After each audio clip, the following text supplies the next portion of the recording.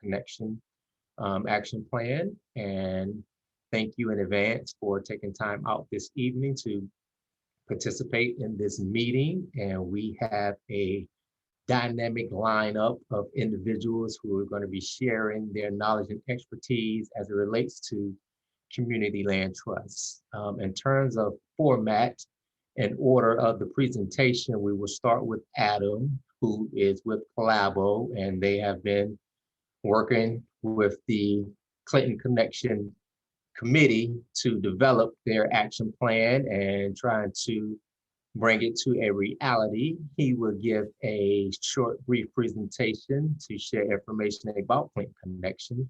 Following Adam, you will hear Michael Brown, who is with Burlington Associates and Community Development LLC. And they are a national consulting cooperative that provides technical assistance to community land trusts across the globe. They have worked with over 150 community land trusts, helping many of them get started. And he will provide a presentation to give an overview of what a community land trust is. Following him, there will be a panel of experts in the area of community land trusts. And those individuals are Ms. Selena Mack, Jason Webb, and Mr. Kenneth Demas. Sorry, Kenneth, for butchering your last name. But Selena is the executive director for the Durham Community Land Trust in Durham, North Carolina. Ms. Mack has a ton of knowledge and experience related to community land trusts. We'll share some of that with you at a later portion in the meeting. Jason Webb is a senior specialist in community and capacity building with Grounded Solution Network. Grounded Solution is an organization that has a mission of cultivating communities by advancing affordable housing solutions that last for generations. They have supported a number of communities with the startup of their community land trusts. And lastly, also with Grounded Solution is Kenneth Demas. He serves as a resident ambassador with Grounded Solution, in addition to the role of serving as vice president of the board of the Lexington Community Land Trust. Kenneth will be able to bring the unique perspective of living in and being part of a community land trust. And with that, I'll turn it over to Adam. All right, thank you so much, Artie, and I appreciate everybody for being here and your patience as we get up and running. This is that weird time where we're kind of shifting from the virtual online into more of a face-to-face meeting situation, and we're still kind of working out the bugs, but thank you all for being here. My name is Adam Rosa. I'm an urban planner with Collabo Planning and Design, and we are working to facilitate the development of the Clinton Connection Action Plan. And I have one of my partners here as well, Travis Pendleton. Do you want to say hi, Travis? There she is. Hi, you all. Good to see you. So I am going to be giving a very brief overview just to kind of set the stage for the discussion tonight. I don't want to take up too much time because we have so many great guests on the call, and I really want to make sure that everybody has a chance to tell their story. So I have a very short, I think it's about 8-slide presentation here, just so everybody understands where this is all coming from. So let me get it up and going here. All right, here we go. So the Clinton Connection Action Plan is really, number one, it's in progress, but it is a strategy to work together to revitalize the neighborhoods of South Rock Hills, South Carolina. And as you can see by the map, there's a number of different smaller communities within South Rock Hill that identify as neighborhoods: Flynn Hill and the Saluda Corridor and the Sunset Park area. And right in the center of this geography is Clinton College, where many of our guests are here tonight. So we are developing a plan with the community to really try to create strategies for improving the neighborhood in the future. And this plan is rooted in a series of goals. It's about health and wellness. It's about housing development and redevelopment, which is one of the big topics here tonight. Creating a community of opportunity. It's about placemaking and enhancing the sense of place in South Rock Hill. It's about inclusivity, make sure everybody has a chance to be a part of this process. it's about jobs and business growth, and it's about talent development, education, and attraction.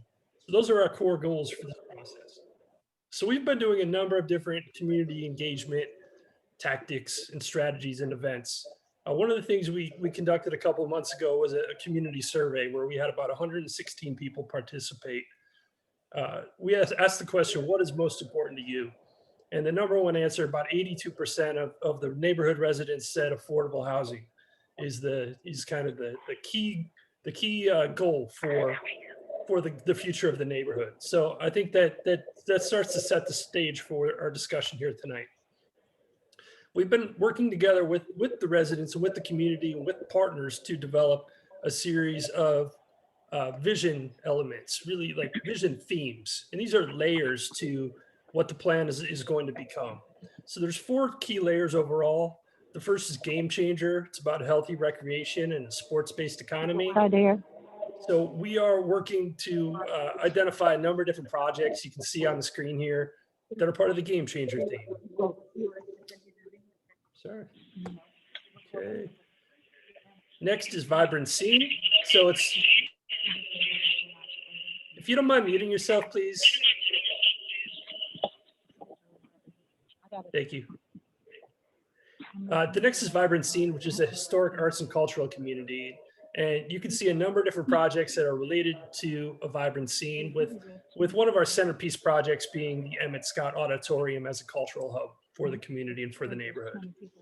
The third is called Knowledge Spark, which is a comprehensive strategy for economic development and growth. Looks at things like improving connections to Knowledge Park, a grocery store, neighborhood farmers market initiative, tutoring at Emmett Scott, and developing programs along those lines. But last but not least, we have the 4th theme, which is called Our Place, which is all about community ownership, stewardship, and sustainability. So there's a number of different elements to this. You can see on the screen here, everything from community gardens, strengthening the network of churches, a pharmacy initiative that's going on at North Central Family Medicine, significant mixed income development. But really at the center of it all is the idea of the establishment of a community land trust in Rock Hill, and specifically in South Rock Hill. So we created this framework, and over the last month or so, we've been working in smaller meetings, working group meetings, start to really flesh out these projects. So that's what this is starting to look like. So this is the establishment of the Community Land Trust working group feedback that we've gotten so far. So we had a series of 3 meetings. We talked about what key action steps could be, how do we start to tackle it, who might be key partners for this project, and then what some resources are to think about implementing a community land trust. This was seen as the #1 priority for the Our Place working group. So that leads us to where we are today, which is, what is a community land trust? What does it mean? How could it benefit the community? How does it address issues like displacement? And should we think about moving forward with this model in South Rock Hill? So I'm going to stop sharing now, and I'm going to pass it over to Michael Brown from Burlington Associates, who is going to give us an overview of the Community Land Trust model. Take it away, Michael. Thank you, Adam. Good evening to all of you. It really is my pleasure, and I mean that genuinely, to spend time with you all. I've been doing this work with Community Land Trust for, this summer will be 41 years. And I say that only to say that this provided me with this remarkable opportunity to meet you and literally thousands of others like you across the country who are genuinely committed to making their neighborhoods and communities better places, and are willing to take this really long-term view about what do we want to be, not only tomorrow and next year, but 25 or 50 or 100 years from now. And that, to me, in an era of some really of kind of messed up policies and priorities, that gives me a great deal of hope. So thank you for inviting me virtually into your community. It'd be much more fun if I was there with you all, but that just doesn't work tonight. So I'm going to go through very quickly an overview of Community Land Trust, both because I want to make sure that I give that we get into this, give you some good background information, and that I can quickly turn it over to my dear friends and colleagues who are the other experts on this particular process. So let me start this by saying there's no single right way to do communal land trust. Communal land trust, there are some key characteristics that I want to share with you that you can try on for size, but the great part about this is there's a C in CLT, and this is based in your community should you choose to proceed in that fashion. So if we're going to talk, so their communal land trust started 50 years ago last summer with a community land trust called New Communities down in Southwest Georgia. And this is the most recent map of just North America. There are CLTs operating around around the world, but as you can see, there's been a pretty significant growth. There are somewhere between 275 and 300 active community land trusts in operation across the country, and more in Canada and other countries around the world. So you're not alone. So if we're going to talk about community land trust, you don't need me to tell you about your housing needs, but let's just acknowledge, if we're going to talk about this as a potential solution, we should at least acknowledge the nature of the problem. And that is that housing is expensive, and it's getting expensive, more and more expensive over time.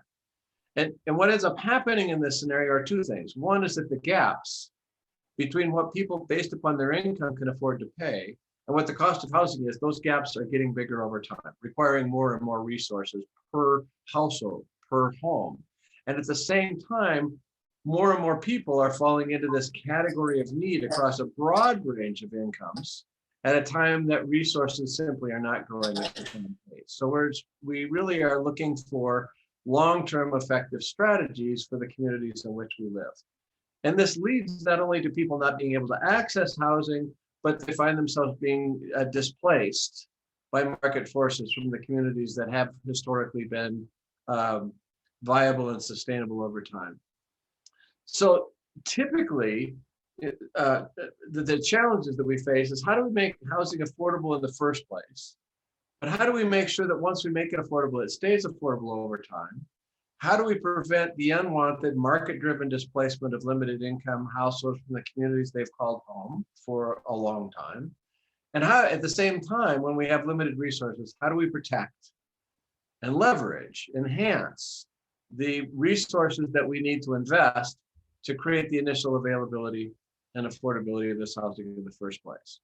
And if we're going to, let me talk first about homeownership. We'll talk about rental, mixed use, mixed income, other kinds of opportunities first. But when we talk about homeownership, which is a very common use of communal land trust, most of our programs that are out there, as well-intentioned as they may be, end up structuring the assistance. If we can come up with a pot of money that can help an individual or a group of households be able to afford housing they would otherwise not be able to afford, what we typically do is structure that assistance as a gift or a loan to an individual household that without any, often, not always, but often without any long-term affordability protections. And so what ends up happening is in a homeownership situation where somebody's received a sizable amount of down payment assistance to be able to purchase a home they would otherwise not be able to afford, when they go to sell their home, they can sell it to whomever they want for whatever money they can get. And the result of that is one more unaffordable home, and all of the subsidy resources that we provided end up going to them, to their benefit, which is great for them, but it's not a particularly effective long-term solution. And often, not always, but often there's little, if any, ongoing support or assistance for households after they move in. And communal land trusts do a number of things particularly well: preserving housing affordability, protecting those resources, working with homeowners and tenants to become and remain successful, and in the process end up helping stabilize those communities. And they do this pretty effectively. We can show this in communities across the country over a really long time frame. And they do that by taking a very different approach than what we typically assume about housing affordability programs. Easiest, again, to explain it from the perspective of homeownership. So we take a different approach to how we structure the actual ownership of property, who owns what, how and when the resources that we're able to pull together to make this home initially available and affordability, how and when we apply those resources, and how we structure the long-term relationship between the people who are living in these homes that we've made affordable and the organization and that operates this arrangement in the community which it is structured and operated. So typically, not always, but generally speaking, communal land trusts are not governmental entities. They're not for-profit entities, they're nonprofit corporations. This could either be a new nonprofit organization, which sounds like you're exploring, or in some cases, it's a program that's operated by an existing nonprofit organization. But in either case, it's community-based and it's nonprofit in its focus. And they have a mission that qualifies for the IRS designation as an exempt charitable organization.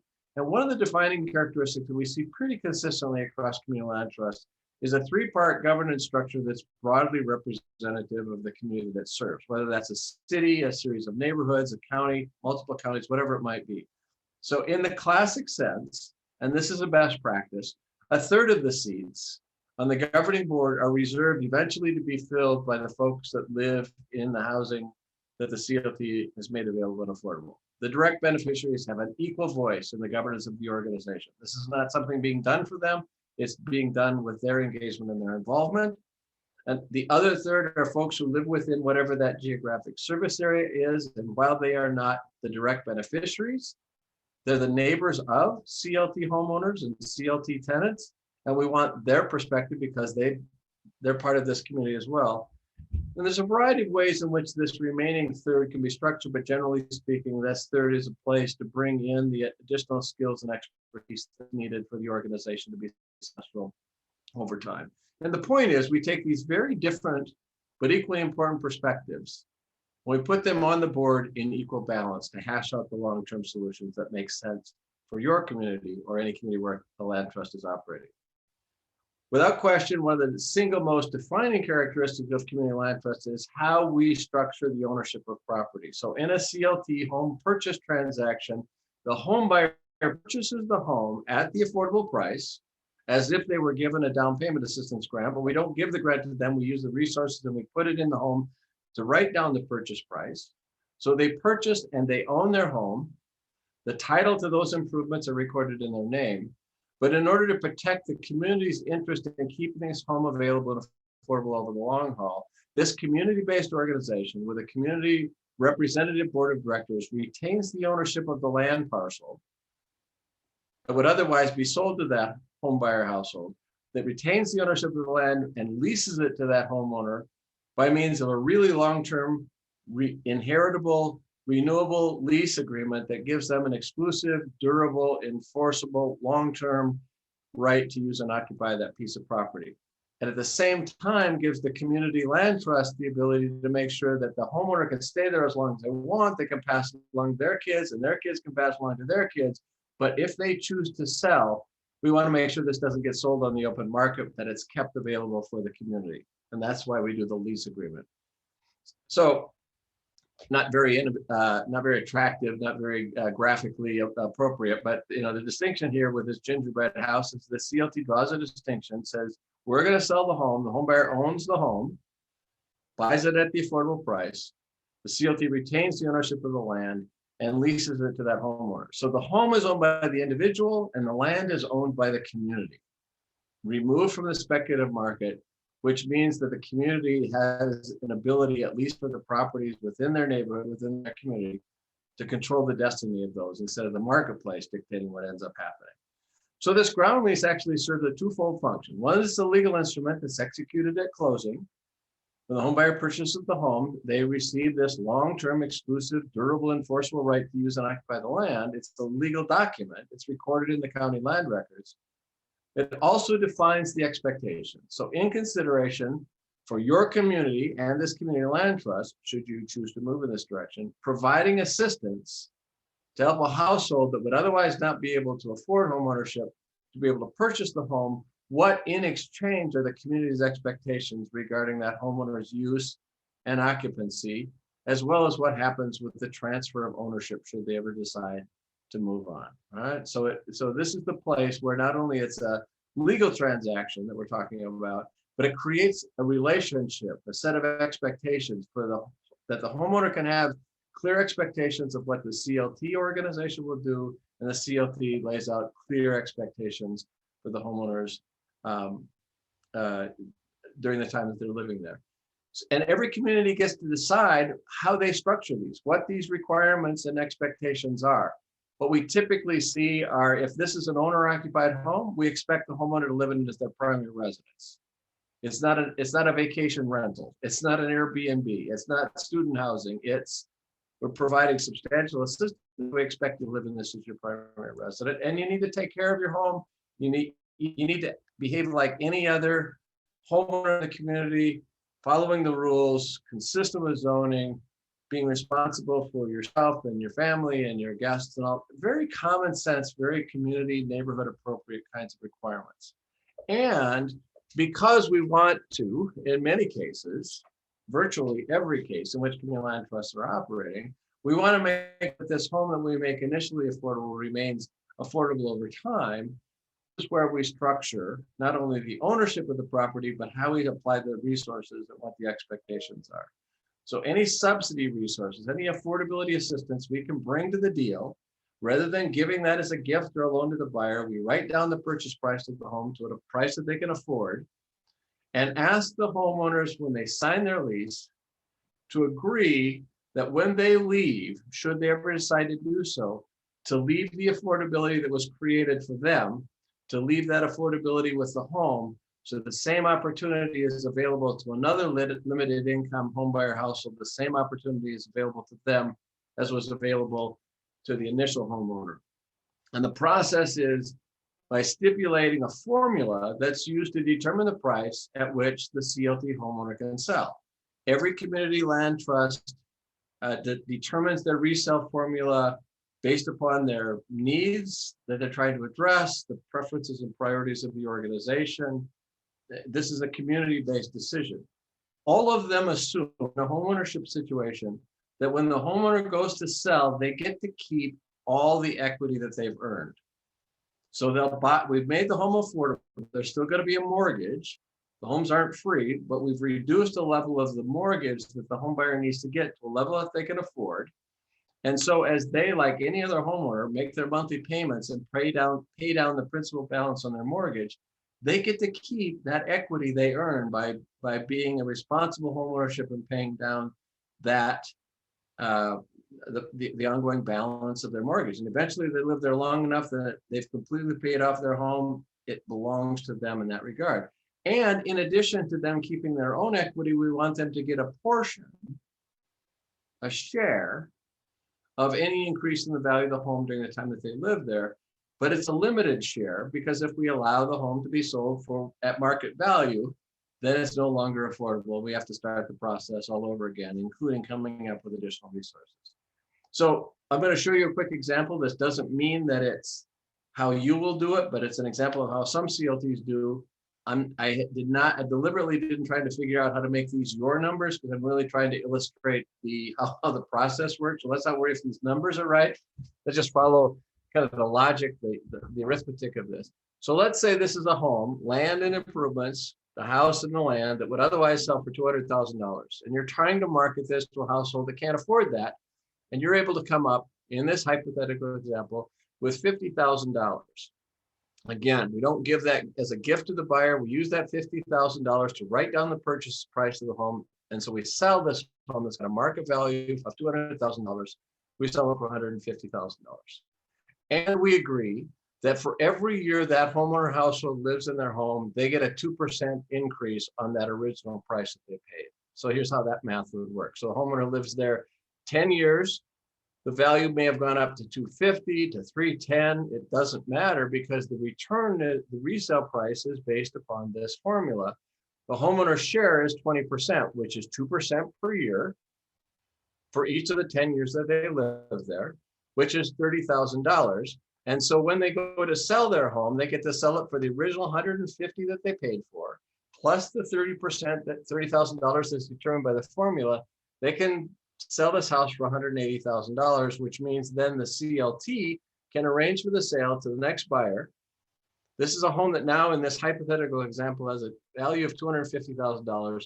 The CLT can sell this home for $180,000 to the next buyer without requiring any additional subsidies. And then with the $180,000 at closing, the seller pays back whatever is the balance of their mortgage. So they'll actually walk away with more than $30,000.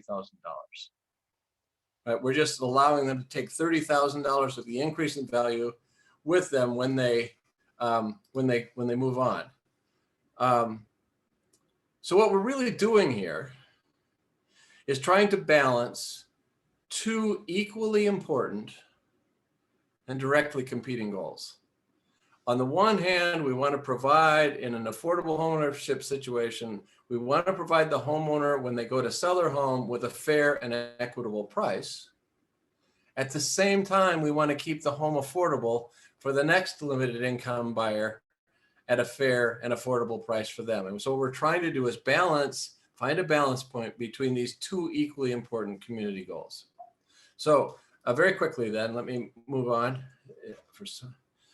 And all of this then has to be situated, and this is really pertinent to your planning. All this has to be situated in an organization that assumes that its work is not done when the homeowner or household moves in. That in fact, the real and important work begins at that point, which includes, if you're stipulating these expectations and requirements, like you need to take care of your home, you need to pay your taxes, you need to keep your home insured, there's got to be an entity that's paying attention to make sure that people are in fact following the rules. And in the event that somebody's not, to be able to step in and do something about that. So part of the expectation is laying out clear expectation and monitoring and enforcing them. I will tell you that the overwhelming majority of CLT homeowners are grateful for the opportunity to own this home they would otherwise not be able to afford, and have clear expectations about what the requirements are. So oftentimes that monitoring is a relatively easy process.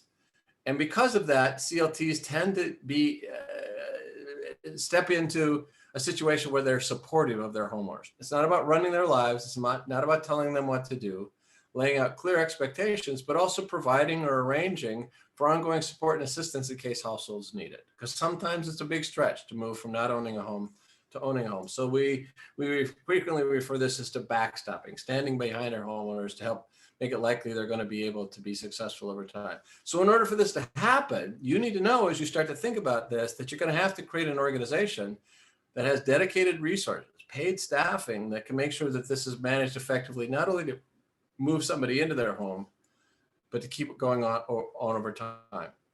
This is not a terribly attractive slide, but I put it in there just to give you a sense that there are community land trusts around the country that are doing detached single-family housing.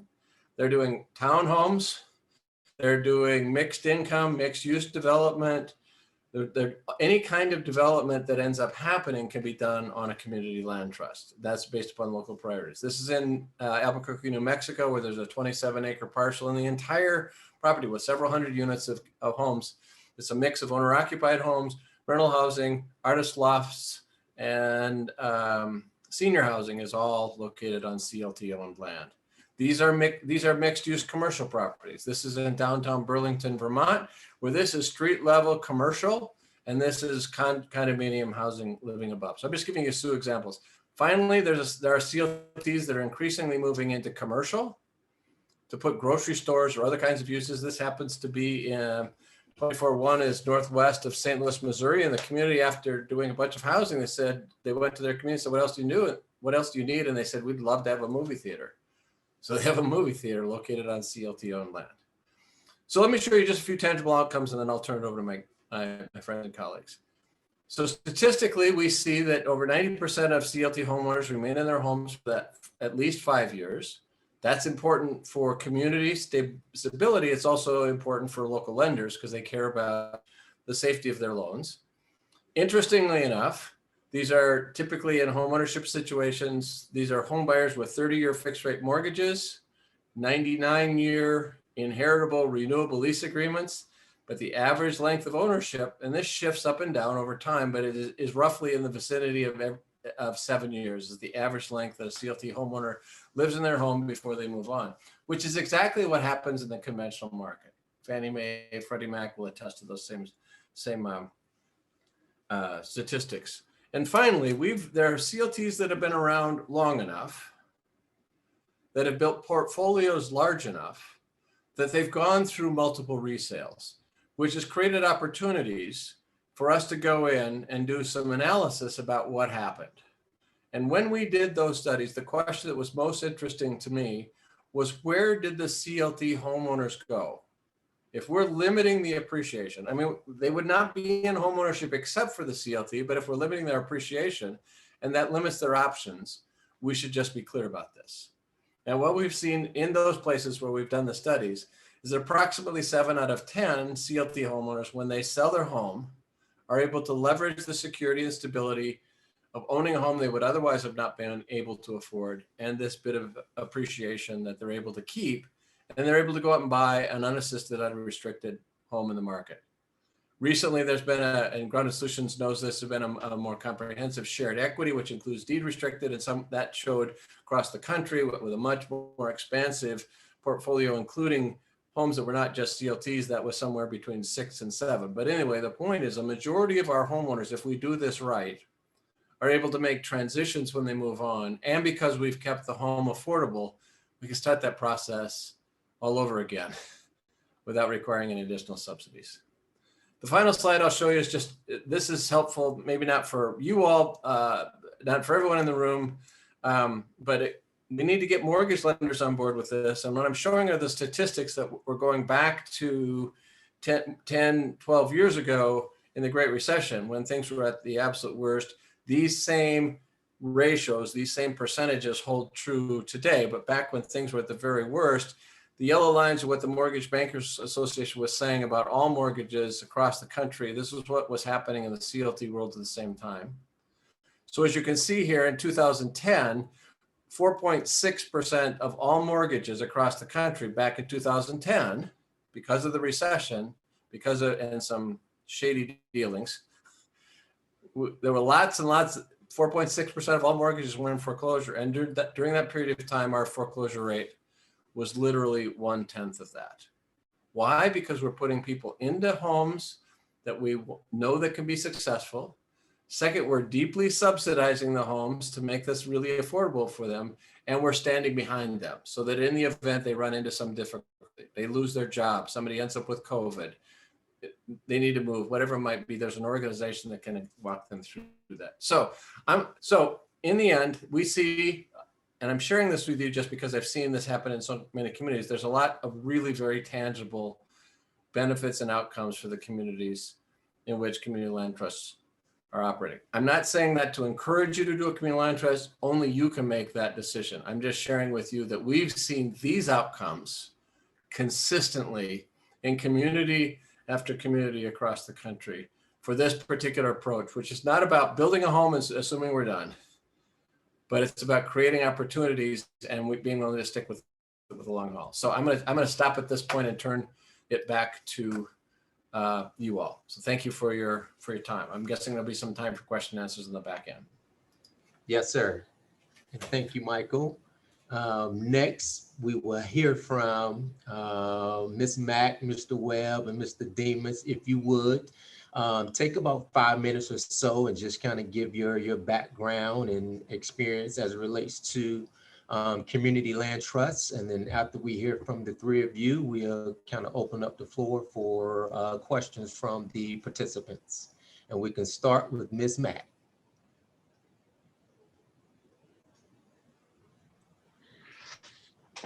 Good evening. I am Selena Mack. I'm the Executive Director of Durham Community Land Trustees in North Carolina.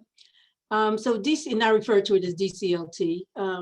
So DCLT is a community land trust. We've been in existence for 34 years.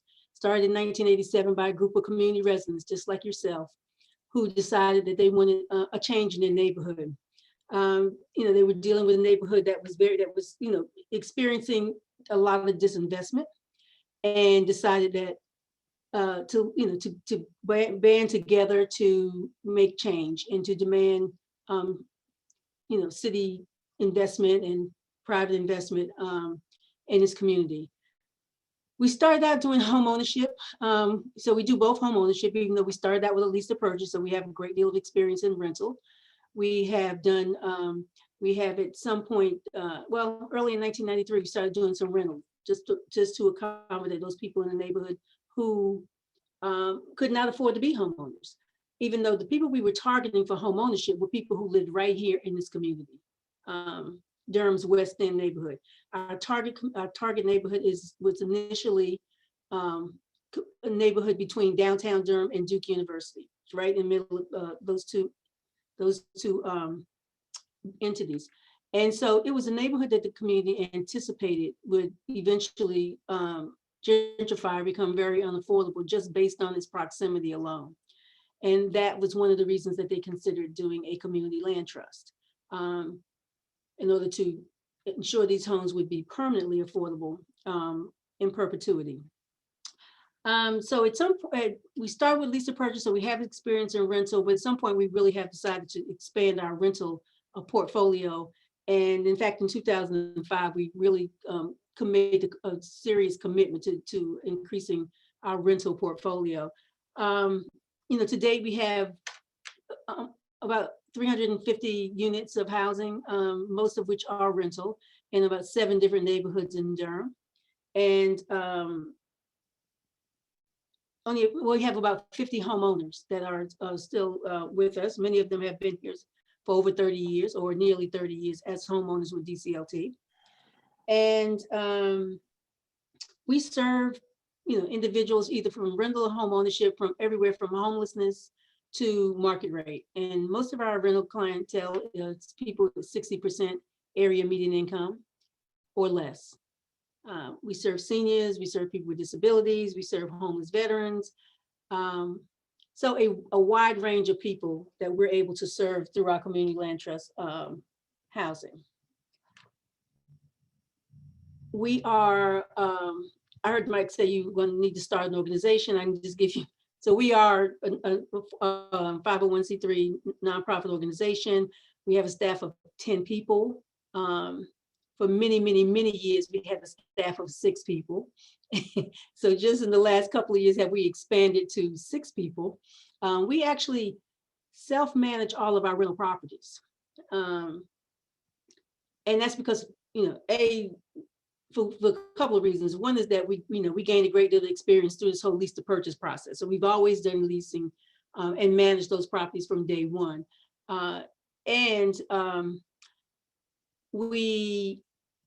I lost my train of thought, I'm sorry. So we do rental, we self-manage our own properties. The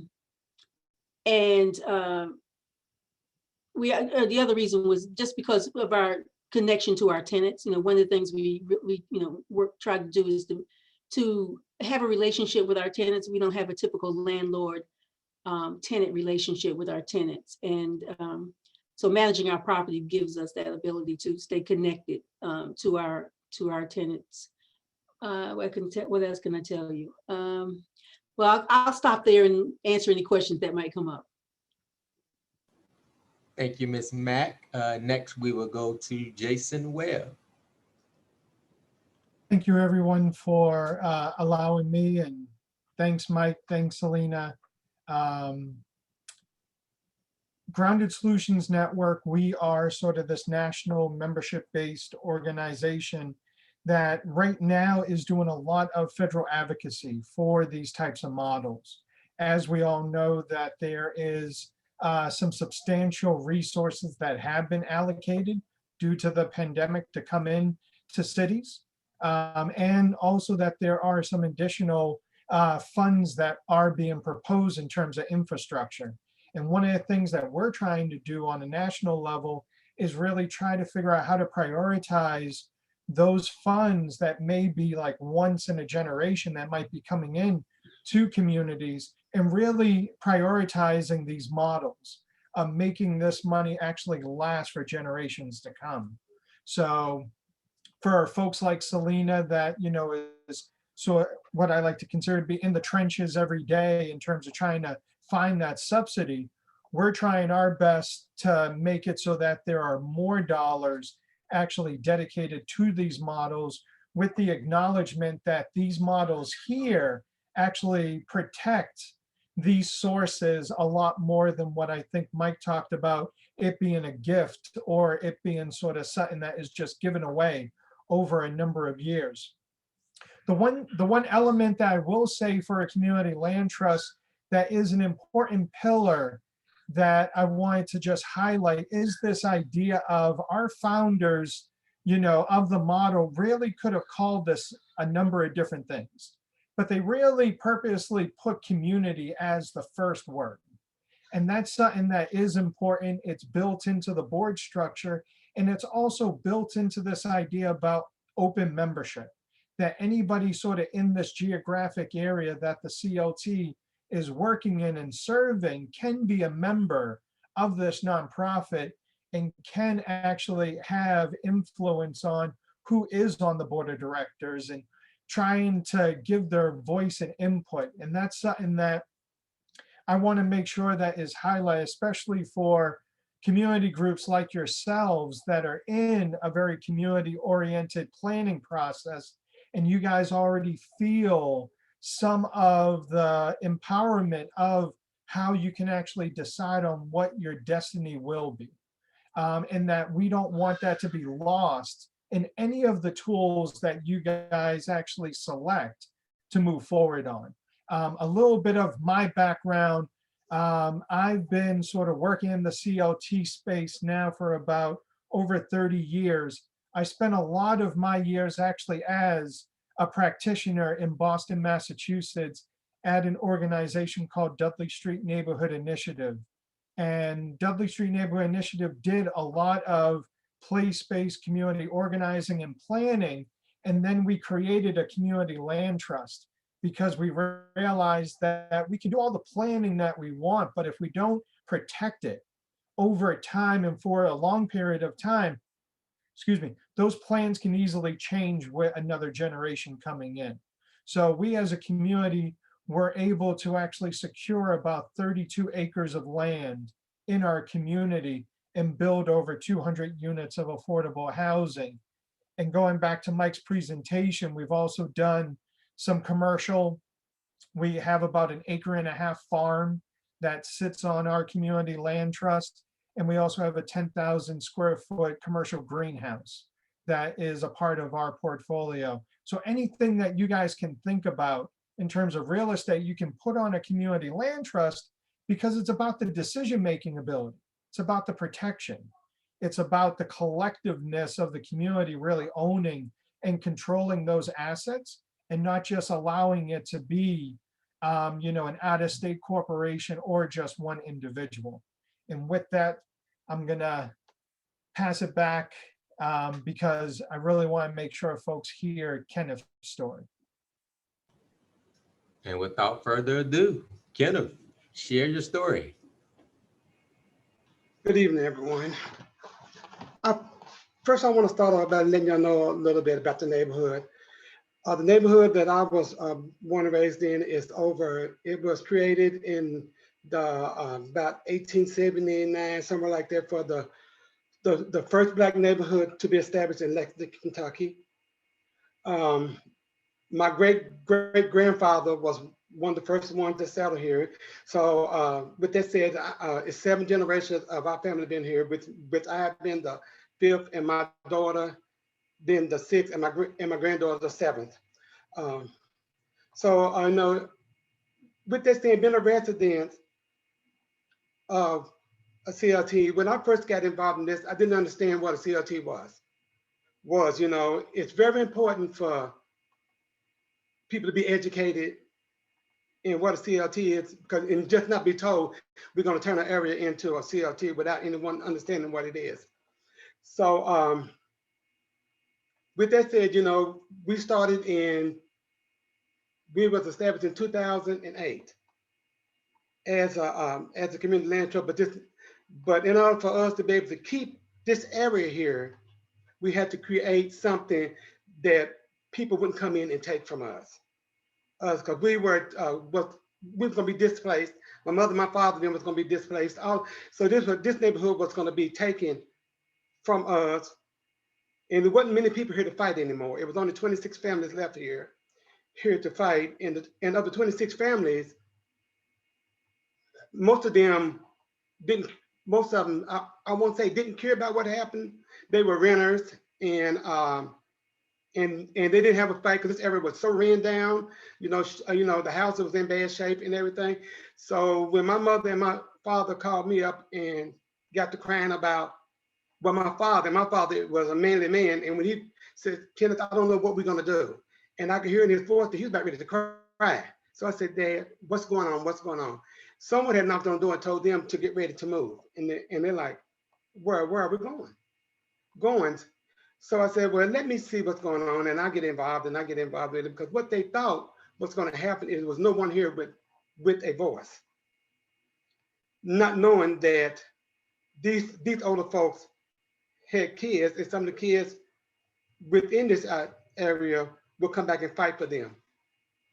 So I got involved in it, started finding out what's going on with it, and through that we were able, with my voice, and I got other people involved within the area, because a whole lot of things that they didn't know about this area, well, I don't know if they knew or they didn't care, was I started bringing up stuff. You know, the first black jockey ever that ever was won the Kentucky Derby from this area. We had an artist that created the statue of Frederick Douglass that sets up in the up in Washington D.C. He scoped that.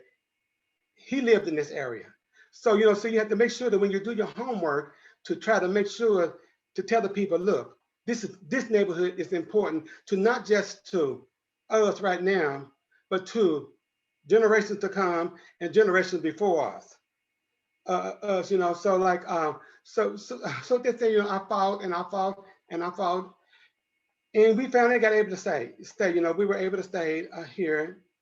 You know, so I'm gonna make my story short, because this is a long story if I start to tell everything about it. My mother and my father got to see the start of building of the new homes.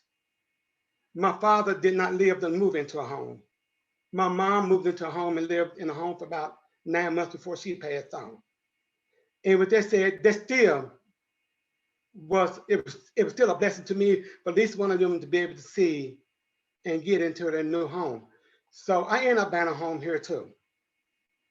And I think that was one of the most important things that I've ever done in my life. I didn't think I'd ever be a homeowner again.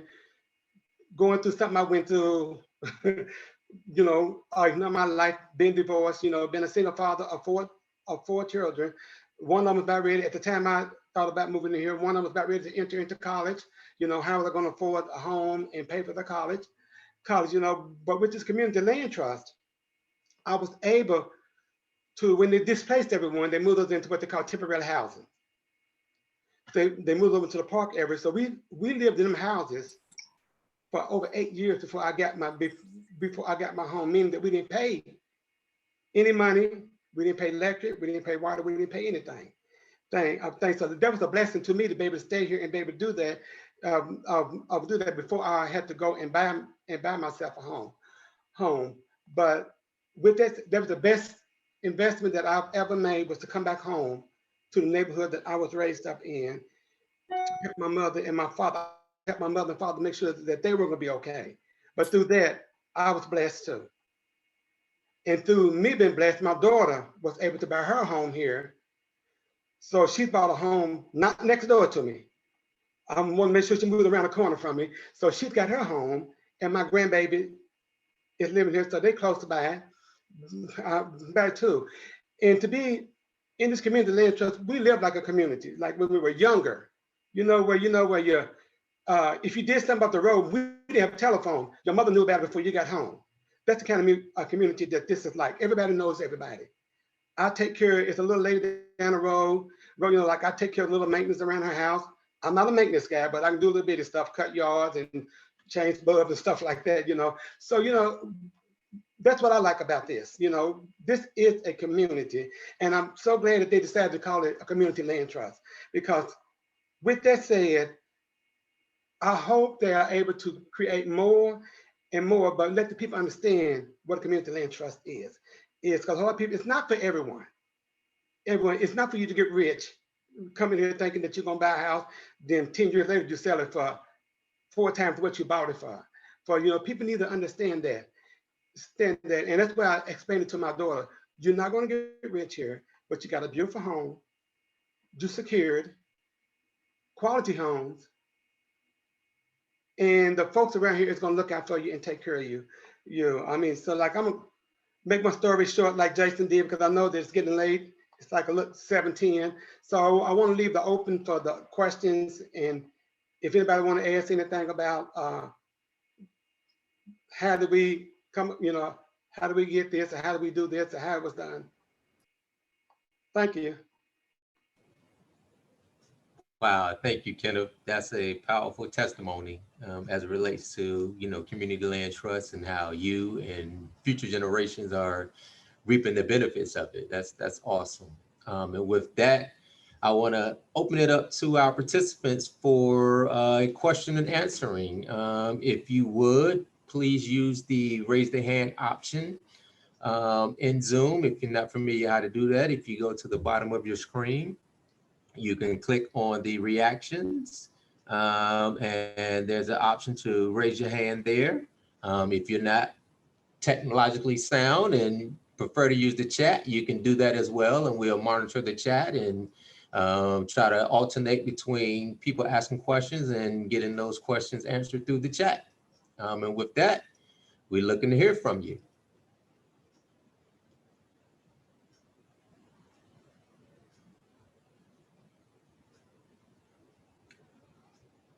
Any questions anybody want to answer? If so, unmute yourself or raise your hand. I'll go ahead and get it started. So my question is really about getting a land trust up and running. So Rock Hill has one of the fastest growing property values in the nation.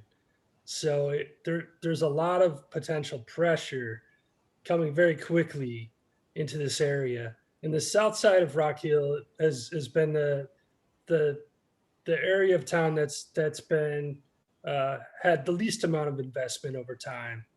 But we could see that changing fairly quickly. So how do you? I'm really interested to hear from the panel about when you see that tidal wave is coming. How do you act quickly and start to really put everything in motion to be able to start establishing a CLT? Selena, I think you should take it. I thought you might take this one, Mike, through your experience, but it's tough. The reality is that DCLT had a 30-year jump on this tidal wave hitting the Durham's West End neighborhoods. Other neighborhoods, not so much, and we will never have the amount of property or investment in those communities that we have in the West End. It's timing is everything. But if my suggestion would be, is that you assess what you have there in the community that so who owns it, who might be compassionate about what you're trying to do in terms of either, ensuring that they may be unwilling to sell their property, on the open market, or may be willing to sell it to you or donate it to you, or whatever the case may be. That you evaluate any public property that you have in the community, publicly owned, property that you have in that community, and approach your municipality about donating the land, selling it to you really cheap, or just holding it, setting it aside, ensuring that it's not sold to the highest bidder. But I do think I understand how quickly things move when once the neighborhood, when somebody determines that neighborhood is a good someplace they want to be. So it's as fast as you can get ahead of that progress, that tidal wave, as you refer to it, the better. Thank you.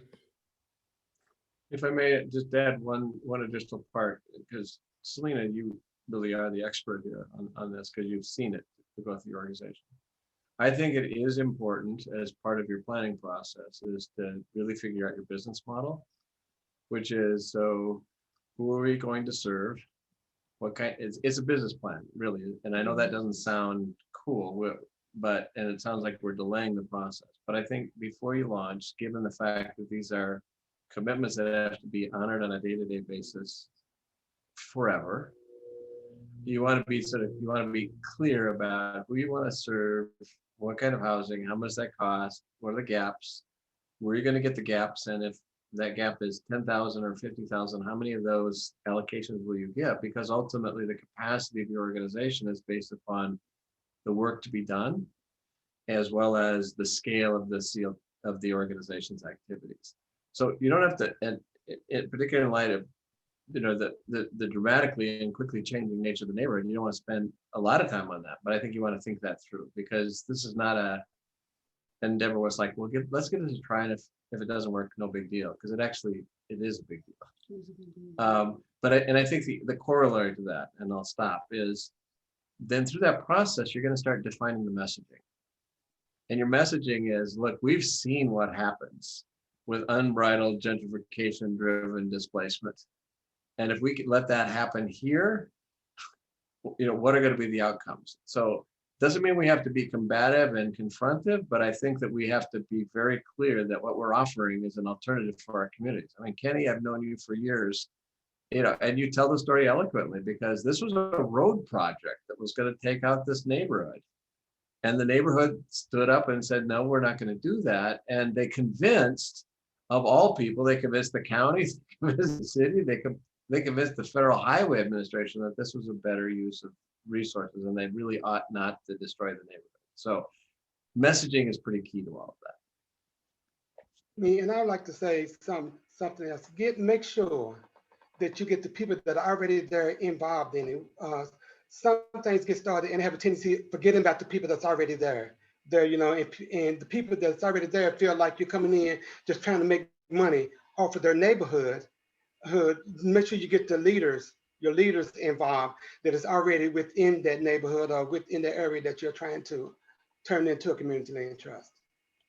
Good point. Hey, Artie, there are some questions in the chat. One of them is from Ernest, who's asking, what is the minimum size of property needed to start a community land trust? And then there's another one from Charlotte that's asking if in a community land trust, are we talking about a housing community that is currently established and will be torn down and redeveloped, or is it just vacant land?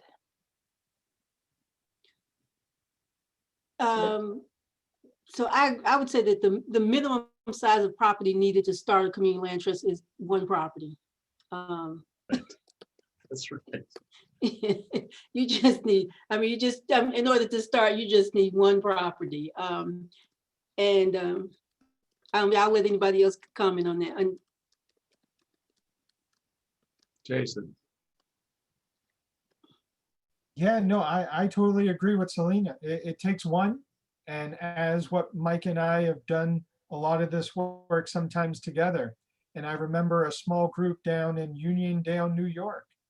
And they started with that one house, and now they're like flourishing because it takes one house, one success, and then folks start to realize, wait a minute, this is real. This is no longer talking. The other point that I'll just make is this, the idea of this tidal wave. And this is something that's actually happening right now in like Louisville, Kentucky, right down the road from Kenneth, where the city wants to do a community land trust and that they've put money on the table. And to Mike's point, we're working on the business plan, but in the interim, the city is willing to say, hey, we have a land bank.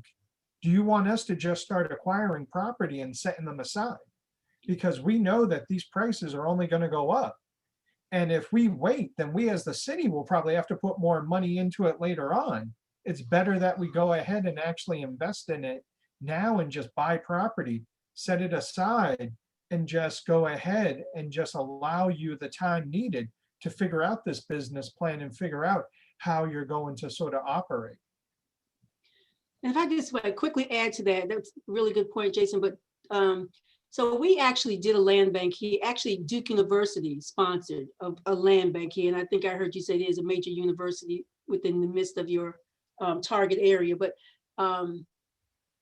Duke University actually underwrote in self-help underwrote a land bank process here in which they quickly acquired over 100 properties in our neighborhood and just held them until, as a nonprofit, we were able to, put the resources together in order to acquire them. They didn't give them to us. We did have to buy them back, but we bought them back at cost, which was a lot cheaper than than housing had become by the time we were able to buy them. But we were, it also allowed us time to wait for those city resources or federal resources to become available in order to acquire them and either renovate them or build new. So land banking is a great opportunity to secure property, secure land while you are creating a land trust or while you are waiting to develop for future housing. And the Clinton second College, part, yeah. the second part of the question was, what kind of housing? And it's all of the above. I think a majority of the community land trust properties, looking at all the CLTs across the United States, the majority are scattered site infill, because that's where the opportunities are. Mhm. But there are CLTs that do congregate site. That, and I showed you the photograph of Sawmill. There's a really interesting story that we don't have time to go into, but this was a neighborhood that organized against a particle board manufacturing plant that was spewing unfiltered sawdust in the neighborhood. And they organized and they got the city to stop that.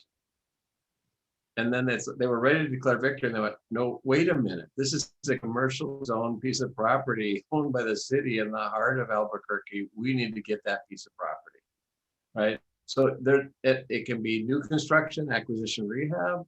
It can be detached single family homes, attached single family homes, condos, co-ops, mixed income, mixed use. It can be any of the above based on your priorities.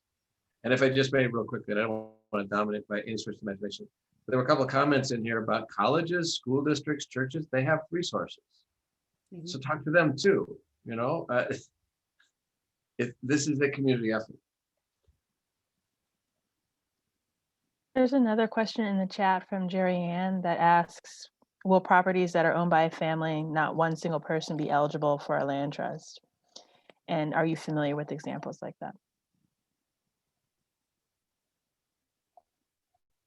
So I'm thinking we're referring to air property, maybe? Is that what we're referring to here?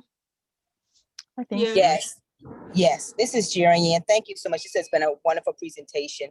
Yes, I know that in a lot of communities that properties may be owned by several people, that they have inherited a property. So title is not in one person. Have you seen where families have placed a property in the land trust? Well, I think we have maybe one or two examples of that, but it's still, it still has to be a clear title for us to purchase. So, the family will have to come together on the idea of selling the land to the land trust with a clear title. Okay, Yeah. that makes sense. The title question, I guess, would be my question, because I know that sometimes when things are inherited, you may not have a clear title, or you have several Right. people that need to sign off. So if that were the case, the family, all parties need to agree to put it in the land trust. Right. And yeah, Yes, a land okay, trust would need to buy it with a clear title. Awesome. Thank you so much. Mhm. I had a conversation several years ago in another community where there was a wealthy landowner, not the example you're describing, but wealthy landowner said, I want to support this. So what I'm interested in doing is I'd like to lease the land to the CLT for 5 years. But I can't lease it longer than that because I want to be able to make a profit somewhere down the line. Will that work? And we said, no. It needs to be owned by the community. That's our control. That's the way. It's about us collectively owning it to protect that asset for the benefit of our community over the long haul.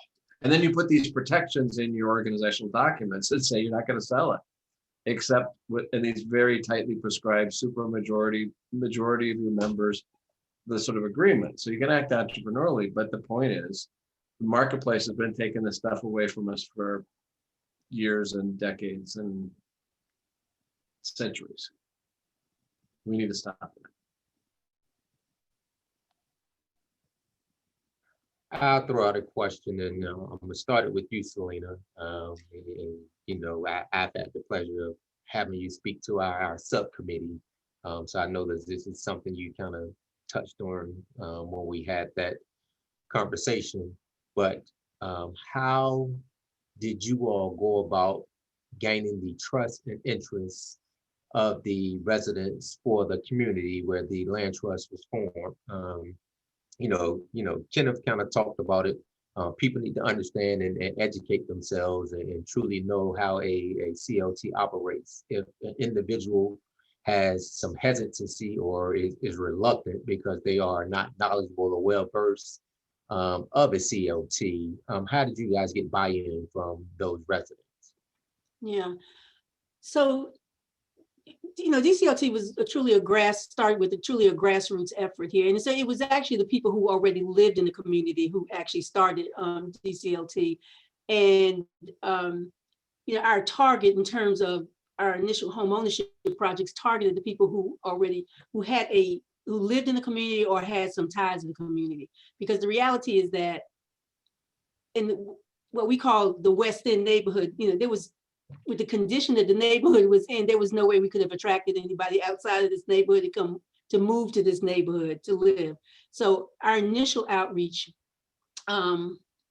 was, again, to people who already had ties here, who were actually part of this whole decision making, this whole, they were totally involved in the process of starting a community land trust, or making this community a better place to live, or reducing the crime in the neighborhood, or speaking to the city about making infrastructure improvements in the neighborhood. They were intimately involved in improving the community before they became knowledgeable of the community land trust model.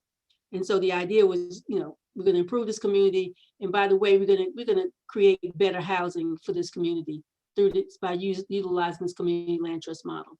And the reality is most of those people who bought homes from DCLT 30 years ago are still in those homes today. In other words, the West End was their neighborhood. This is their home. This is where their family lives. This is where their roots are. There's no reason for them to move out of this neighborhood. There's so many things to talk about community land trust, and I'm trying to condense it in just a few minutes. Has its challenges. So one of the things I did not mention, not because it wasn't important, is that many community land trusts, and I would argue most of the really successful community land trusts that are doing this well, not only in terms of the number of homes, but really about strengthening their neighborhoods, empowering their homeowners, and DCLT is an example I refer to frequently. There are others, City of Lakes in Minneapolis. I mean, there are Athens, Georgia. I mean, really good. They are membership organizations. Yeah. They draw their membership from their geographic service area, and that membership comes together and they elect the board of directors, as opposed to what we typically have are self-perpetuating boards where vacancies are filled by the folks who are seated on the board. I'm not saying that's a bad thing, but if you commit the resources to being a membership organization, then it's owned by the community. And that's another way to build increasing buy-in.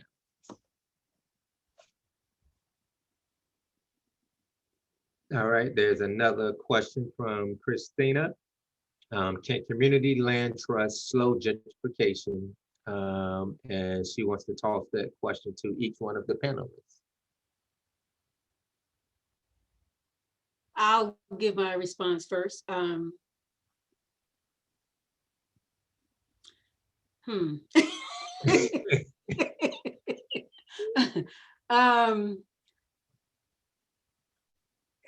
So the community land, okay, so let me just be clear. So the land trust model, the community land trust cannot prevent gentrification. I mean, gentrification is, built on capitalism, and nothing is going to slow that down in this country. But so we've seen our neighborhood gentrify, and what we have seen is that what still exists here is a very diverse neighborhood because of what we have created here. In other words, we worked, 30 years to create a neighborhood that would ultimately be attractive for other people to move into. So, in that respect, you're kind of your own worst enemy there. But when you say slow gentrification, the idea of slowing the appreciation or displacement of people, I don't think it did. I don't think it does. I mean, I think what happens is that the land trust model can maintain diversity in a neighborhood that is otherwise gentrifying. So if that's considered slowing it down, okay, then yes, but if that's not, I don't really think, I don't think it slowed anything down. I think when, once the gates opened, and people realized this was a great community to live in terms of its proximity, within walking distance of downtown, the freeway is a block away, once people realize this is just a great place to live or to be located, particularly in terms of proximity. I don't know that the land trust being here slowed it down. I don't think so. Somebody else can differ on that. Okay. So I would say for my own community at Dudley Street, it was a driving force of managing the gentrification that was going to eventually sort of happen. To Selena's point, I don't think that there's anything that can truly sort of relatively slow it down. But for the Dudley Street community, which I grew up in, we really managed it well. We sort of got out ahead of some of the improvements that we knew would make our community a lot more attractable, and made sure that affordable housing was sort of at least protected before that improvement happened. So a lot of times, we will see that government wants to improve parks, and that's a great thing. They want to go in there and they want to spend a lot of money on maybe rehabbing maybe a really rundown park. And sometimes in those parks, around that park, sometimes the value of those homes are relatively low. After that large improvement goes in, from time to time, we've seen from city to city, all of those land start to appreciate a lot faster because of this new amenity that was just invested in their community. And that's something that, like, a community land trust can be deployed to make sure that some of those homes are permanently affordable and can actually give folks more choice to actually have an amenity across their street that they can actually afford to live in. I think a lot about some of the work that, again, Mike and I have done in like Denver, in like a very, poor community in Denver that saw a few $1 billion of investment sort of happening right now. And the community trying to get out ahead of it to try to get as much affordable housing in that community, because they know that once these projects are done, they're all going to be pushed out because they're not going to be able to afford where they're living right now.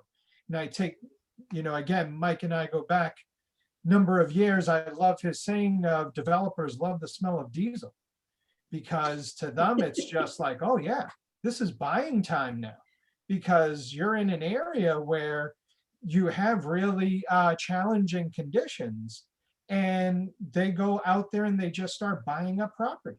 So for me, I would say that you can sometimes slow it down, but to me, I feel like it's about managing that gentrification. And that gentrification has been given a really bad word. It's almost like the indication is always bad. But if you can find mechanisms to actually manage it, then you can actually protect a community and try to keep folks there that have historically been there.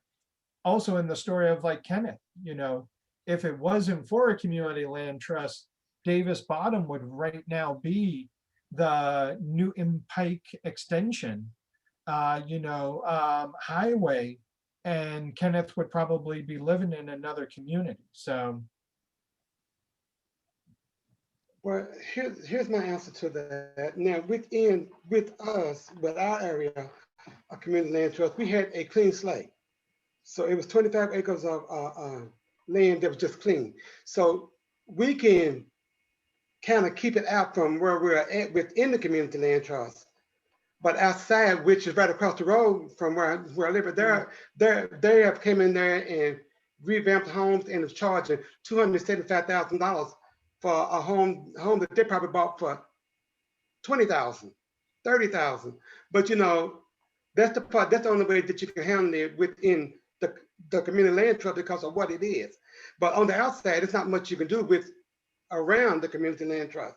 Just try to work with the people and just try to make things be affordable for the people within the community, inside the community land trust, to go out and buy, like at the grocery stores and at that you know, and try to make sure they're able to live and strive where they're at. It's not much you can do to stop it on the outskirts of a community land trust. I tell you, it's a real drag to have to follow Selena, Kenneth, and Jason in comments. But let me just, the only thing I will add is I agree with everything they said. When it comes to displacement, we do prevent displacement for those homes that are in the CLT. Oh, yeah, So that, definitely. and we can create some anchors, you know, for neighborhoods. Thank you. Adam, you had mentioned Carroll Park, a comment about that. Can you share a little bit about that to talk about what's going on with Carroll Park? Yeah, I can kind of start, and then Tim may want to jump in as well. But we are kind of marshaling resources to improve a key community park that's only a couple blocks from Clinton College, a couple blocks from the Emmett Scott Community Center. Kind of sits at the heart of the community. There's a series of residential homes around it that are have generally low property values and need some repair. Habitat for Humanity and Tim Veek was able to get a I think it was $160,000 grant to start to improve the park and also offer residential improvements to the homes around it. We're trying to leverage that with even additional grant funding through other sources. But when Jason, when you mentioned that the park is being kind of the catalyst for displacement, that's something that came up in my mind. And Tim, I didn't know if you wanted to kind of jump in and talk any more about that from your end. No, I mean, I think you described that accurately in terms of we got $160,000. 150 of it is 100 of it is based on the park itself, 50 for surrounding properties for beautification and things like that, and then the remainder is to help do workshops throughout the community to help people know how to protect their home as their greatest asset, how to know how to handle gentrification that's coming. So it's we were kind of proactive in thinking about that, and then kind of, as you mentioned, Adam, if there's other sources that can come to leverage that even further, I think that'll be helpful. So and I should say that Habitat sought out those funds in response to the request that we heard from residents in the neighborhood that have been going on for a long time, that Carroll Park is an important place and a place of value and historical significance, and wanted to see it honored in such a way. So that was our goal, and will continue to be our goal.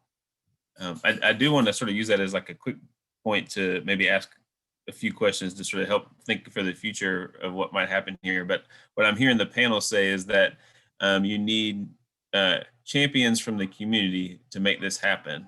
And so I guess that's something I would put out to those who are on this call and who may be at Clinton College to think about if you might be that champion, or if there's a few of you who might be that champion, because I think that's what I'm hearing people say is what it's going to take this from concept to reality.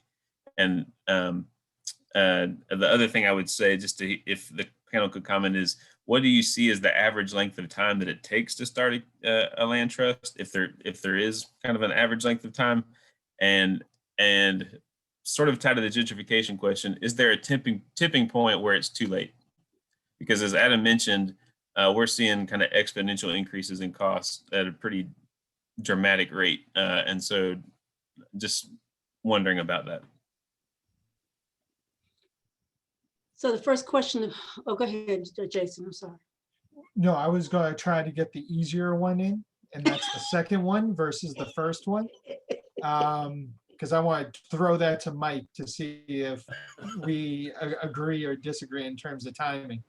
I think for the second one, in terms of a tipping point, to me, I like to think about it from a resource perspective. That, you know, if you get to a place where you cannot find the resources to truly bring the subsidy together, to really make it so that you're hitting those AMIs that you want, then based on where the market is, then that's where I think your tipping point is. I like to think a little bit more optimistically, especially with as many resources that especially the federal government is thinking about for affordable housing now is that even for places where you have market appreciation going through the roof, there can be an argument for, no, we want to make sure that people have choice. And that if it costs, 2 or 3 times to subsidize this unit, then that's what we're going to do. That's what we're seeing in a lot of places in like California, in like San Francisco and Oakland, where they are putting like $200,000-$300,000 worth of subsidy just to get down to certain AMIs. And they feel comfortable with saying, no, we're putting this much subsidy because we want these families to have choice in these areas. So to me, I think it's a resource-driven sort of conversation, but then there's a values conversation around, hey, where are we actually putting our money, and can we give individuals choice in where they want to live? I mean, I do want to plug, and I know sometimes I get in trouble with city officials when I point out that there are a number of unrestricted funds that are coming to every city through the COVID relief bill that got passed. It's in law. I was just looking it up, and I know Rock Hill is getting about 13 million that is going to be totally unrestricted, and it's going to be one of those pieces that the government wants folks to take care of budget shortfalls and everything else. But we've seen other places where they're like, yeah, we're taking care of that, and we also have money to invest in models like a community land trust. So there are a number of cities out there now saying, hey, we've been talking about this, we got some momentum, and we actually have some real resources that we can actually put onto the table to actually move it forward. So I wanted to also give that plug, but I bounce it to Mike to talk about time. Well, thanks a lot. I'd be interested in hearing Kenneth and Selena, your perspective as well. 8-9 years ago, I did kind of an informal survey and asked CLTs a bunch of questions. Not a scientific study, just called them up. New organizations, established organizations, rural, urban, suburban. One of the questions I asked was how long between incorporation and the first home occupied, and that unscientific survey 10 years ago said it was 3 years, 2 months. And my response is, that's too long. And I know that sounds flip, and I don't mean it that way, but I think when you're talking about the urgency of the needs that you're talking about, I don't know that we've got the luxury to take a 3-year rollout. If that's what's appropriate for you, then by all means do it.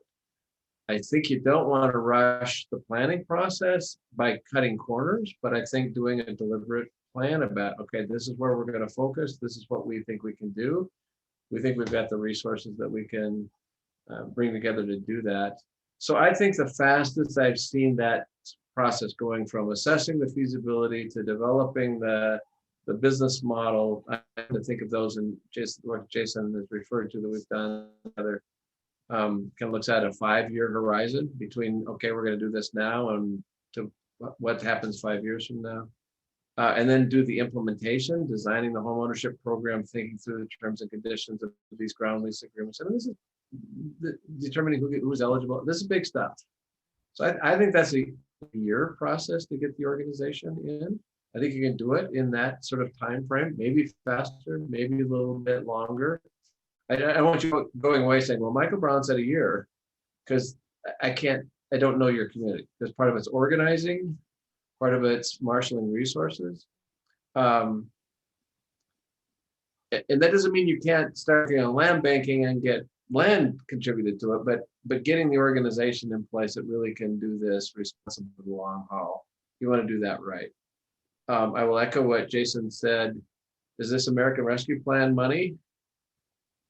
I think the Community Land Trust in an era under this administration, I am making a political statement, but I just think there's fresh air, and they're open to possibilities. At a time that we've got a model that says we need to redress the inequities in society. There's an increasing recognition, and it's way overdue. I'm not any of that, but there is now newer recognition that we need to redress the imbalance racially, economically, and the community land trust can do that. So I think we've got a good, and I also think there was a HUD. I'm hoping that the new HUD administration will open up doors, and that the Congress will allocate money. And I think we come into that. With this, I will stop. But we're all in this for reasons of justice and fairness and equity. This is also, however, a really fiscally conservative model. So if we can make that work to our advantage, that's great, right? Which is, we're doing the right thing for our communities. We're also making sure that we invest the resources that are going to be protected over time. That's compelling, whether you're a social justice advocate or you're a fiscally conservative. I want to do good in my community policymaker. So I think, again, I go back to the messaging and all the rest of that. I know it's easy to talk about that. Can you? I actually don't have anything to add to that. I mean, I think you certainly have a better perspective than I do on that. I would like to add something to it with ours. Just like I said, ours got started in 2008. The first person that not moved into their house until 2016, February of 2016. It was so much that we didn't know that came about, and that's why I say it's very important to do your homework before you think about creating one. And with that said, just like I said, we moved in 2008. I had 3 kids graduate from college before I even got into my house in 2016. And then it really wasn't complete then, because I was in my home for 3 months before I even got a mortgage, because they haven't even figured out where they would get mortgage or where the mortgage was going to come from. So like, that's what I'm saying. It's very important for the footwork to be done before something is created, and get people's hype, like, okay, well, they're going to build homes in 2 years. So I'm going to wait for 2 years to buy this house. And then it goes to 4 years, 5 years, 6 years. With us, it went to 8 years. 8 years, and there were people that were standing by waiting to buy these homes that went on and said, look, I can't wait any longer. I've got to buy a home somewhere else.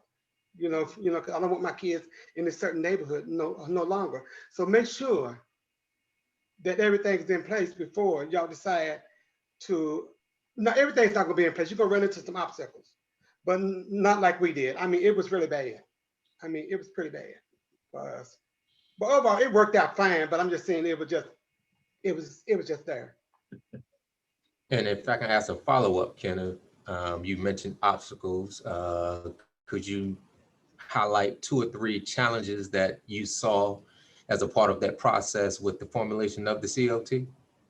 Yes, the most important one was the ground. We had in this area down here, it used to be a dump. So the land, so it had not been surveyed right. They had so much, just like any landfill, they turn it over. So all we seen was grass. But when they started digging, they found that, wait a minute, this land is not right for someone to be living on. So they got to come in, they dig all this land, dig all that out, and then surveying the land again. They found stuff that was artifacts that was here. They found bones that they thought was human bones. It was just so much that they had to do here. Then they found that people that had said they owned the home, just like the young lady asked about the families owning home. Come and find out, there was a lady down here with the landlord that had 15 homes, did not own one of them. So many did not own any of them, had been getting money for 40 years on them, and did not own any of them. So I mean, it was just so much that they didn't do before they created. But we were in a hurry to start a community land trust in order to keep Kentucky University from taking the land, the Civic Center down here for taking the land. Our community land trust is within 2 blocks of our big Civic Center. It's within a block of the University of Kentucky. I can sit on my porch and just see students walking into the building from the University of Kentucky.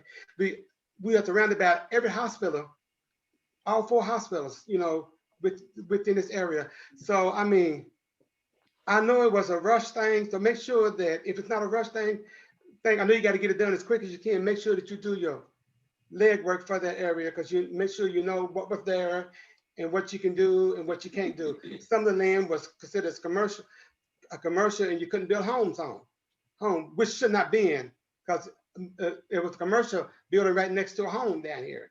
So I mean, it was really some things that kept us from moving ahead.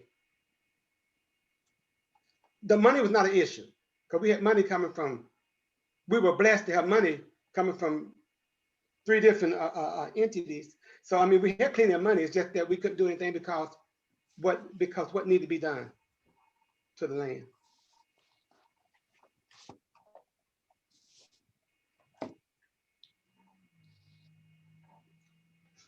Okay. All right, are there any other questions?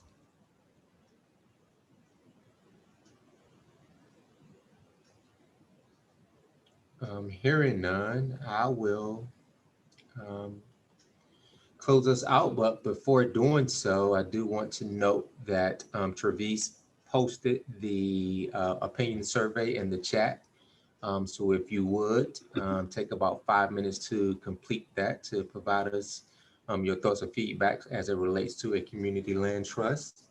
And on behalf of the subcommittee for community land trust for Clinton ConNEXTion, as well as the Clinton ConNEXTion committee at large, thank you for your time and your participation this evening. Kudos to Michael, Jason, Kenneth, Miss Selena for taking the time out to come and share with us. Miss Matt for the second time. Jason, I probably had 4 or 5 conversations with you outside of the 3 or 4 weeks of training for the Community Land Trust 101. And Mr. Brown, I feel I'm indebted to you. It was one conversation I had with you, and the next thing you know, you were doing a presentation the following week. So again, thank you guys for all that you do and taking the time to share with us. And if we decide to move forward, trust me, I'm going to be leaning on a lot of you to help get this thing up and running if it's a venture that the community wants to take on. Okay, my pleasure. Thank you for having me. My pleasure as well. Thank you so much. Thank you all. Thank you guys. Have a good evening.